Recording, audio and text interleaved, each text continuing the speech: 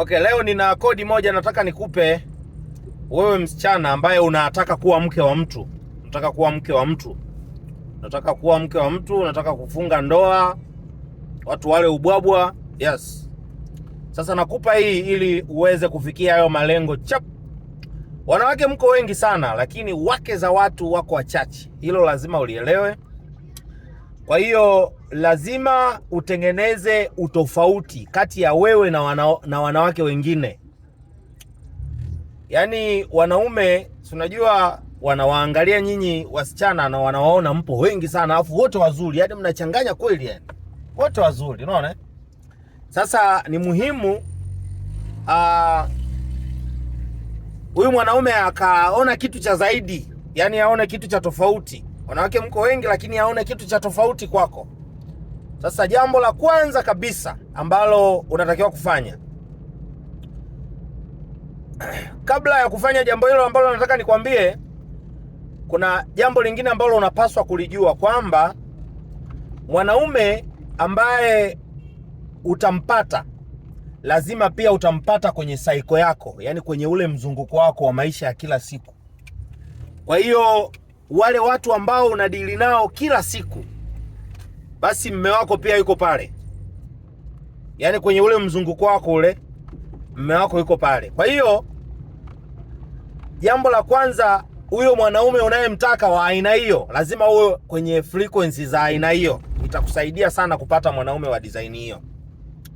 Haiwezekani wewe ni mkulima alafu ukaja, nazungumzia mkulima, yani unajua wakulima sasa hivi ndo kuna hela, wakulima ndo wenye hela. Sizungumzii mkulima kwamba mshamba, manake sisi wabongo tumezoea kwamba ukisema mkulima inaonekana mkulima, yani wewe mkulima wewe, hapana. Sasa wakulima sasa ndo wenye hela. Yani hela sasa hivi iko shambani. Okay. Yani mtu anajihusisha na mambo ya kilimo, alafu wewe pengine, nitolee mfano, unadili na shughuli za mjini ambazo hazihusiani kabisa na swala la kilimo. Kwa hiyo kuna vitu fulani lazima mtatofautiana. Umeona? Okay.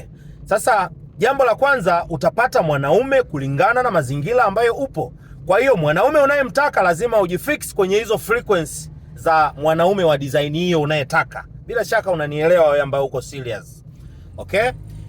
Na baada ya kufanya hivyo, inawezekana tayari umeshafanya hivyo na upo kwenye frequency ambayo iko nzuri tu, lakini kila mwanaume anakuja anachomoka. Kila mwanaume anakuja anachomoka.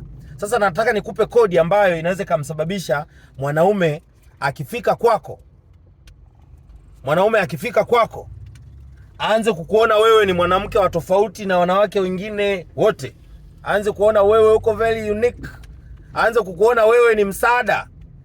Jambo la kwanza, ukishakuta mtu kashakuja kukutongoza, kwa bahati nzuri tayari atakuwa yuko kwenye frequency ambazo unazijua. Nimekwambia hivi mwanzoni kwamba lazima mwanaume atatoka kwenye frequency yako, yani atatoka kwenye mzunguko wako. Kwa hiyo kama atatoka kwenye mzunguko wako, bila shaka na wewe utakuwa unajua hicho kitu ambacho anakifanya. Kwa hiyo hakutakuwa na shida yoyote na wala hakutakuwa na changamoto yoyote katika hilo. Jambo la kwanza ambalo unapaswa kulifanya, sawa? Mwanaume amekuja kukutongoza vizuri tu, amekuja kukutongoza safi, mambo kila kitu, mambo yako bomba, mmeconnect. Manake kuconnect sio issue, ila issue baada ya kuconnect nini kinatokea, ndio shida inapoanzia hapo. Mmeconnect vizuri kabisa, safi. Lakini unashangaa mara mwanaume ameponyoka, ameondoka.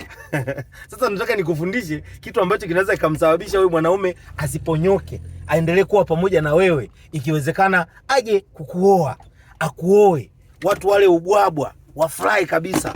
Sikiliza kwa makini. Jambo la kwanza ambalo nakufundisha wewe mdada, mwanaume tayari kasha kutongoza, mmeanzisha mahusiano safi. Unaona? Jambo la kwanza ambalo unapaswa kulifanya, unatakiwa kuhakikisha kwamba yule jamaa, tufanye ni wewe ni mfugaji, sawa? Wewe ni mfugaji, au tufanye ni mfanyabiashara wa nguo. Huyu jamaa ni mfanyabiashara wa nguo na wewe tayari uko kwenye hizo frequency. Nimekwambia mwanaume utampata kulingana na mazingira ambayo upo. Yule jamaa kwa 90%, yani mawazo yake yeye ni biashara ya nguo. Sasa na wewe upo kwenye frequency ya biashara ya nguo, kwa vyovyote vile kuna vitu unavijua. yeye whatever wewe umemkatalia au unamsumbua kimtindo nini, nishafundisha kwenye klipu zilizopita hapa kwamba hebu usidharau mwanaume anapokuja. Hata kama pengine umtaki, unataka kuhakikisha kwamba yuko serious, hebu usionyeshe dharau. Nishafundisha kwenye klipu zilizopita hapo. Kwa hiyo sasa jamaa ameshakuja, hujamuonyesha dharau, otherwise unaendelea kumtazama, unaendelea kumsubirisha. Basi wakati unaendelea kumsubirisha sasa, ili huyu jamaa aendelee akae kwenye mpango vizuri, unatakiwa kuhakikisha kwamba unafuatilia huyu jamaa anafanya biashara ya nguo. Hebu anza sasa pale kumshauri. Unaweza kaanza kutengeneza mazingira fulani ya kumshauri.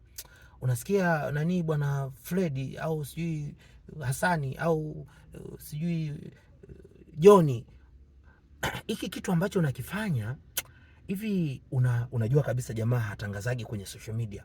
Hivi unaonaje kwa mfano hapa ukatengeneza hii biashara yako, ukaiunda hivi, ukafanya hivi, afu ukatangaza kwenye social media? Uone kwamba inaweza kukusaidia ukapata wateja? Automatically jamaa ataconcentrate na wewe, kwa sababu moja kwa moja unaongea kwenye kitu, yani unaongea kitu ambacho kinamgusa na anashinda nacho. Anaanza kuona huyu mwanamke mbona kama ni mwanamke fulani hivi, huyu ni mke huyu. Unaona? Sasa utamshauri vile, alafu atafanya kile kitu, ataona matokeo. Na siku nyingine tena unaangalia, yani unaanza kuangalia sehemu ambayo yeye anahitaji msaada kwenye kile kitu ambacho anakifanya. Automatically wewe unaanza kutengeneza utofauti kati ya wanawake wengine na wewe. Kwa hiyo inawezekana Joni au Fredi huyu au nani Hasani Juma amesha kuwa kwenye mahusiano na wanawake kadhaa, lakini ameona sio msaada kwenye biashara yake. Sasa wewe utakapofanya vile, automatically anaanza kuona huyu mwanamke mbona yuko tofauti na wanawake wengine.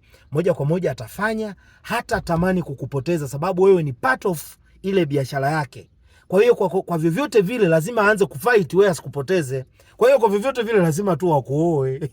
Yaani ni rahisi tu, lazima tu akuoe. Utakapomwambia bwana, kwa nini tusi atakusikiliza, sababu anajua wewe ni wa muhimu. Unaona? Kwa hiyo wanawake wa namna hiyo wanakuwa adimu hivi. Mwanamke akishaingia kwenye mahusiano, moja kwa moja anafikiria namna ya kukuchomoa. Sasa washikaji wanaogopa hiyo, unaona? Kwa hiyo hakikisha unakuwa hivyo. Nina uhakika utatengeneza connection, ile connection italeta impact. Mwisho wa siku utashangaa jamaa anakuja nyumbani, analeta barua, tayari mambo yanakuwa mpwito, ubwabwa tu anakula ubwabwa, mambo yanakuwa buru. Moja kwa moja ushauri unakuwa umefanya kazi. Karibu sana kwenye group letu la Connection Program. Tuko pale tunajadiliana mambo mbalimbali, tunapeana maujuzi, mambo ya biashara pamoja na connection pia ya mahusiano. Yes, utakutana na mtu pale, alafu mkiconnect, basi moja kwa moja mnaanzisha mambo, alafu na sisi tunafurahi. Mungu anaendelea kuwabariki kupitia programu hiyo.